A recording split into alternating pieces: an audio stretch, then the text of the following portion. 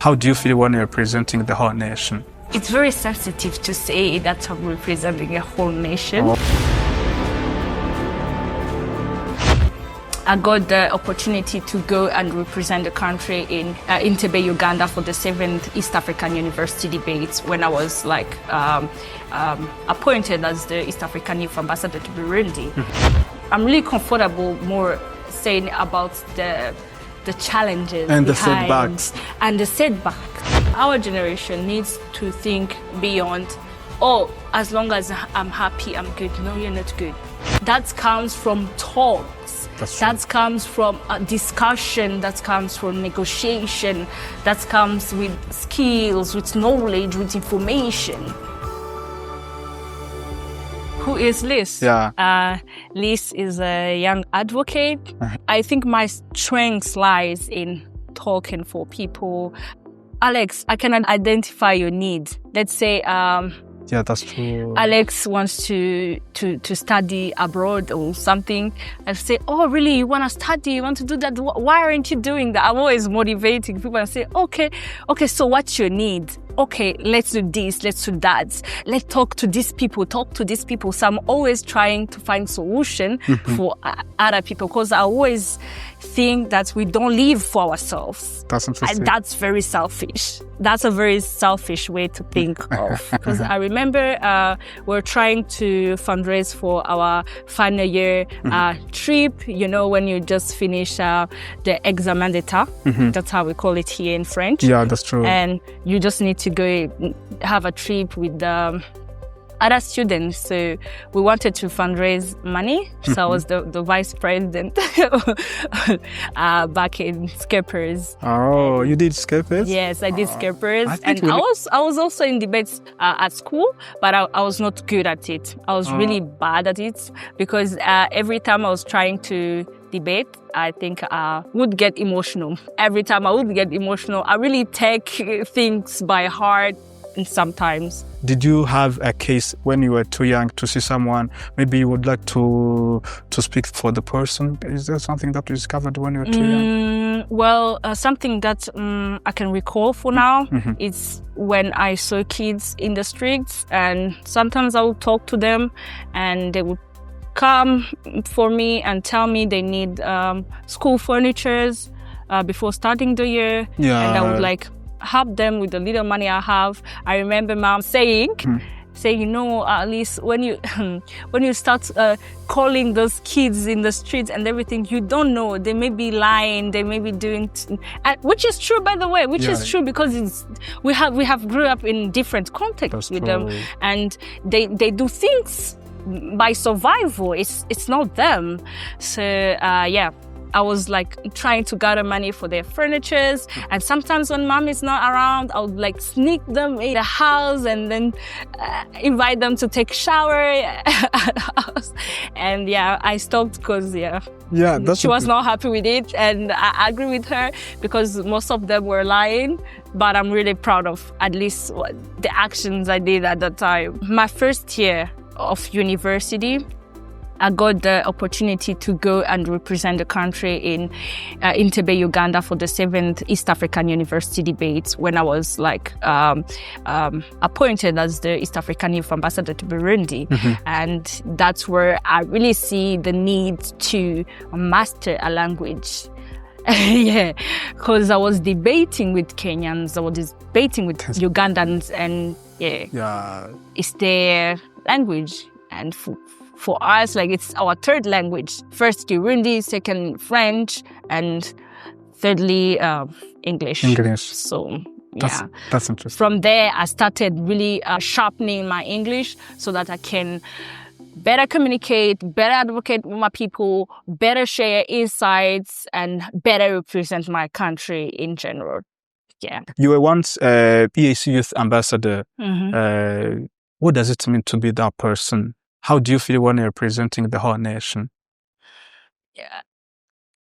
It's very sensitive to say that I'm representing a whole nation. Okay. It's very sensitive, but at least I can say as a part of Burundian delegation. I think that's the right word for it, because we're representing only the youth, right? The young Burundian, young Burundians. Yes. And that position is very interesting. You get to talk about issues or challenges that the youth really face, such as like employment, such as peace and security, and where is the role of youth in it. But I would say our main role was to advocate for young people to be in decision-making level processes. Yes, because most of the time we are forgotten, most of the time we are seen as victims or perpetrators, but we are never or rarely seen as change makers, as mediators. Yeah. But you can see in general we are used as weapons, and we mainly are at the forefront. Yeah. And that's very, very important that we are involved in those kind of processes, because as Burundi, as a post-conflict country, we need to involve the youth to make sure that those kind of conflicts will never happen again. Yeah. Yeah, that's interesting. And Lys The Advocate, to become AEC Youth Ambassador, what were the defining moments or the steps that led you to becoming that person? How the process itself? Yeah. Okay, the process is, there is a link shared, like online. It's an opportunity shared, and then you submit. You have to be a student. I'm saying it in the present because we always have cohort ongoing, and we also have next cohort by the next year. So there is a link to the opportunity via their website, and you submit your motivation letter, an essay. Okay. I remember by that time we had an essay on COVID. Yeah. And the student ID card. Okay. And then the Ministry of ESC, Youth, Sports and Culture gets to select 6 students, and then among those 6 gets to travel to a member state of the East African community after sessions of debating on challenges in East African community. That's where they get to select an East African Youth Ambassador and its deputy. The defining moments now, I don't like to talk more about the success side because it doesn't really inspire a young person watching this podcast. You know, I'm really comfortable more saying about the challenges and behind, the setbacks. When I got to that podium, I was shaking because I really knew what I wanted to say, but it was really hard because the language was a barrier. And that was not a personal issue. It's not a personal issue. It was not a personal issue. It's still an issue among a lot of youth who have those insights, those ideas, those talks that could really empower other youth for other country. That we could really use to improve something or improve certain thing in a given sector. But the language was a barrier at that time, but how I did manage that, I remember revising until 3 a.m. 3 a.m., like revising, repeating.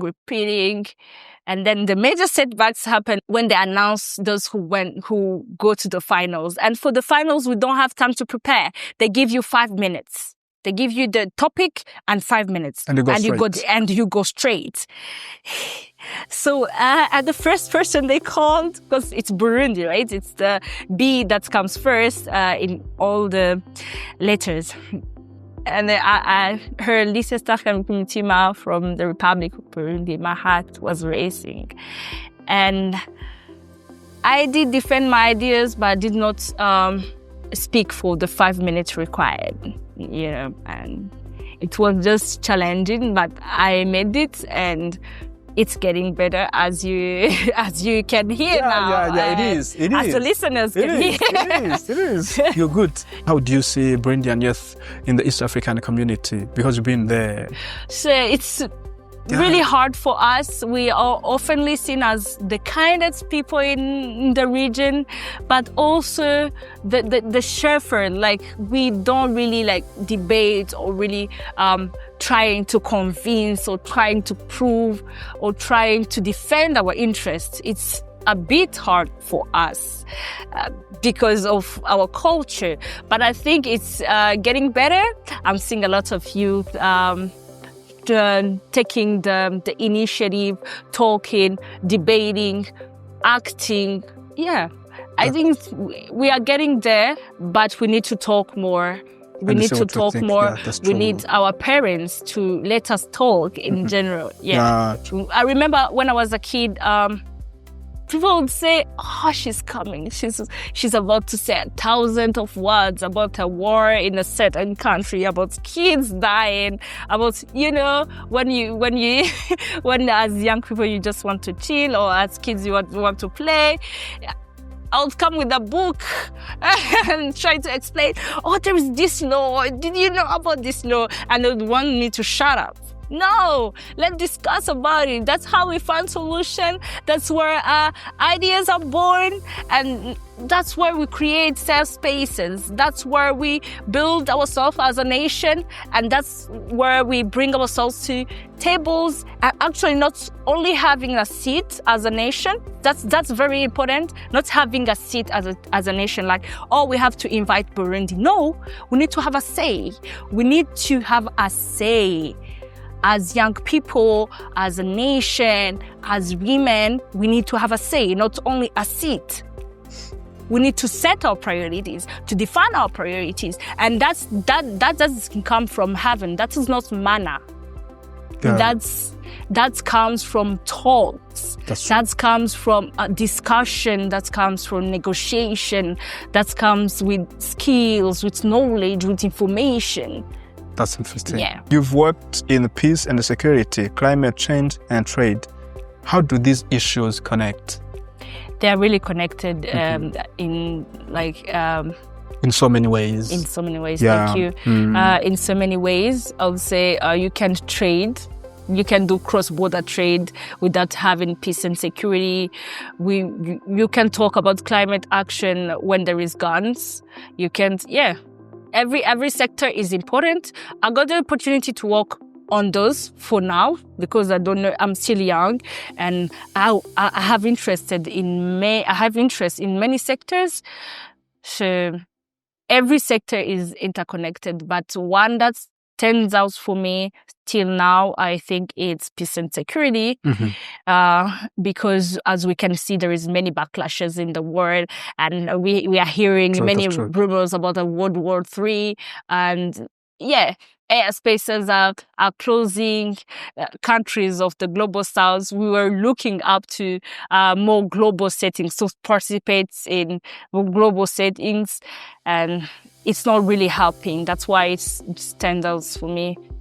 But otherwise, all sectors are important and are connected. I was visiting your Instagram, and I saw you visited the woman in Kayanza producing, and they say, palm oil. And you also wrote a post praising her. What was the experience in Kayanza? I did not go to visit her only. You were I was on a work mission Mm. in Gwegura. I passed by the road. I saw a woman with two kids. One kid around 10, 11 years old, and a baby at the back. I approached her, and I was really interested by the palm oil business she was running because it was successful. I was seeing people asking her, buying, and I approached her, asked her like, what was like your interest in palm oil? I mean, how did you start this business? And then she told me, I'm a mother of 5. Like, I need to do this in order to survive, you know. And she's 29. She has 5 kids. And I asked her, okay, do you intend to stop? Because I was like, you were too young. What did she say? She said she tried all the methods, concentrative methods. Yes, but it was not working. Didn't work. It was not working. And as you know, women in rural areas don't know about vasectomy, or even I think it's not. Maybe too expensive. It's maybe too expensive. Even the husband, I don't think the husband would agree. And she was not even sad about it. She was saying, I'm willing to bring a lot of other kids to the world if the Lord wants so.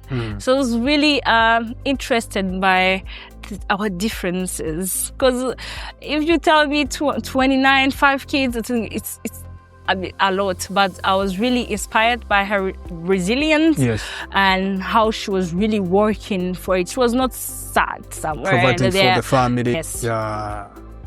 She was providing, she was doing her best.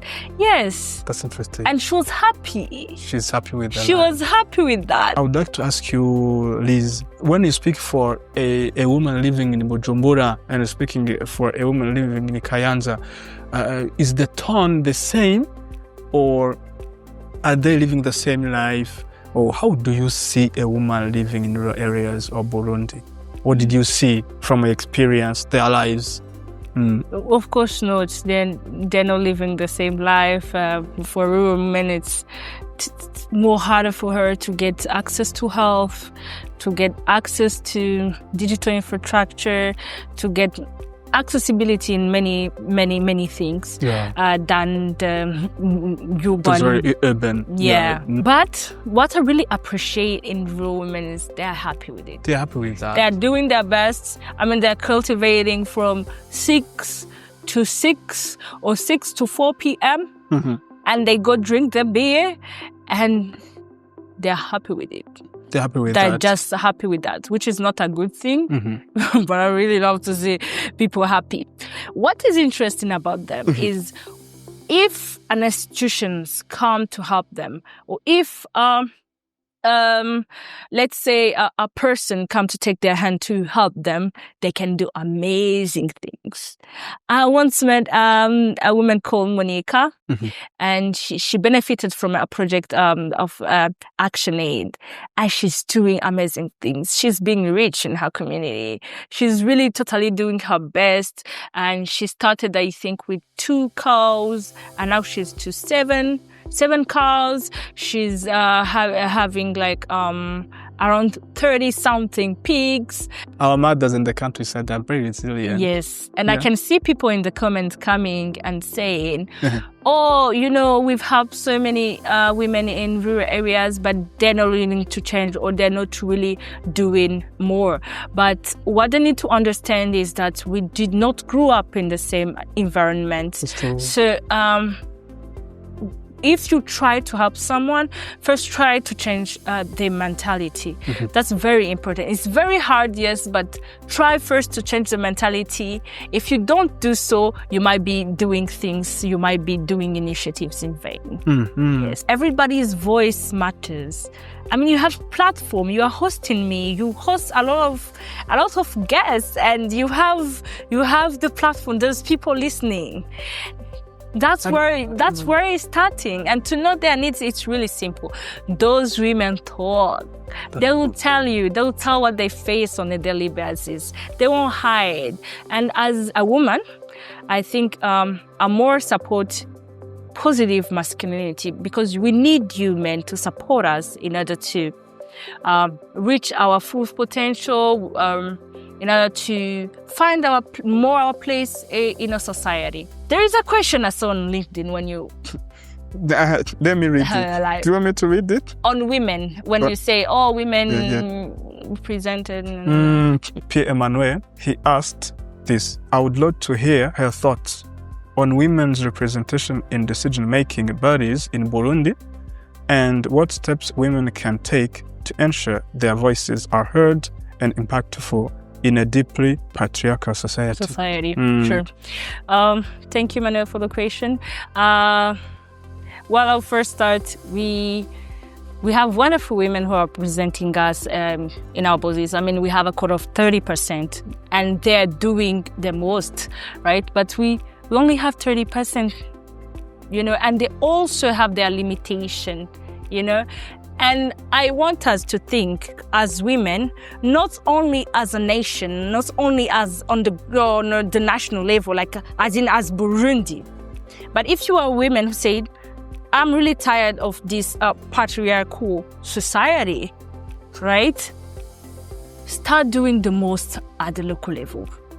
Start doing the most at the local level, and I'm sure you'll get noticed and you'll get support from other women.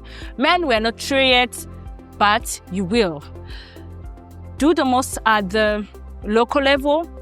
We will not be waiting to have position, to be in parliament in order to say, oh, we need this change. We need women who can go to the local administration. Hello, we need midwives to reach out there. Women are dying. Women are dying while giving birth, which is not normal. We need those kind of women who approach the existing leaders. Either way, we will not fit in those, all of us in position. I'm not saying I'm not encouraging women to be part in the decision-making level processes. I would love even to see 50%, even more, or to see women not considered or defined as a qualitative, to be defined by their competence, by their skills, by their knowledge, by their wisdom to actually represent us. But most importantly, where they are. That's how we'll see many changes. Yes. And we need the kind of women who would say to the NGOs, to the international NGOs, hello, we don't need this for now. We don't need this seminar or this conference. We prefer those resources to be actually redirected into clean water, because we are not getting clean water, and it's affecting our health. There's also another question from someone on Facebook. His name is Roger Kwizera. Mm-hmm. He said, I will be glad to hear her perspective on hindrances undergone by women when trying to manifest their power or leadership in their society. Case of Burundian society. What should be done to palliate these issues? It's a man who asked the question? Yeah. Remind me his name. Roger Kwizera. Roger Kwizera. Yeah. First, what you can do is supporting them. Okay. In a Burundian society, I also get that comment sometimes. They say, oh, now it looks like you are getting higher and higher. You might not even get a husband. Watch out. Huh? When you travel, watch out. Don't post pictures with very important people, because, men might get intimidated by you. You might not be married. You might not get a husband. Threatening you. Imagine. But, Roger, we need more men like you who ask themselves those questions. That's how we can, I think, overcome those kind of issues, especially in this patriarchal society, in this society where it looks like men are allowed to be successful in everything, in family and in career. But women looks like they can't do so. It's very hard for us, actually. It's very hard for us. I'm not married yet, so I can talk a lot about on that. The balance, it's really hard for Burundian women and for women in general. What we can do is to encourage them and to give them spaces to talk about those issues. And to basically it's to encourage them, because it's a culture issue now. It's not, it's stereotype. It's not even, issues that we can tackle at once, right? It may take time. Past in the days, we could say, because they can't really access to education. Now they can, right? But you can find in a tech class, or in a mechanic class, you can find 2 girls and 1 girl in a 30 student class. What you can do is to encourage them, encourage our sisters, and give them space to talk about it freely. That's true. To talk about it. The more you talk about it, they told me this, they told me I can't do that, you'll find someone to encourage you and take your hand and more and more. It's not something we can tackle at one time. The last question on Facebook was someone whose name is Drif Elgit. He said this: what did motivate you to become an activist? Is it something you're proud of? What do you think it brings as an added value to society? Thanks. His name is Drif LG. Drif LG, okay. Thank you for your question. I found myself in the activism spaces because I told you what I do the most is talking. Talking for people to advocate for a need and all of that. And by doing that, I really think I'm contributing to change, at least in my own way. People have their different way. There is people who are not doing activism, who are taking initiatives and who are actually like changing things in their communities. Is it something I'm proud of? I'm more proud of the results. This generation, our generation, needs to think beyond, oh, as long as I'm happy, I'm good. No, you're not good.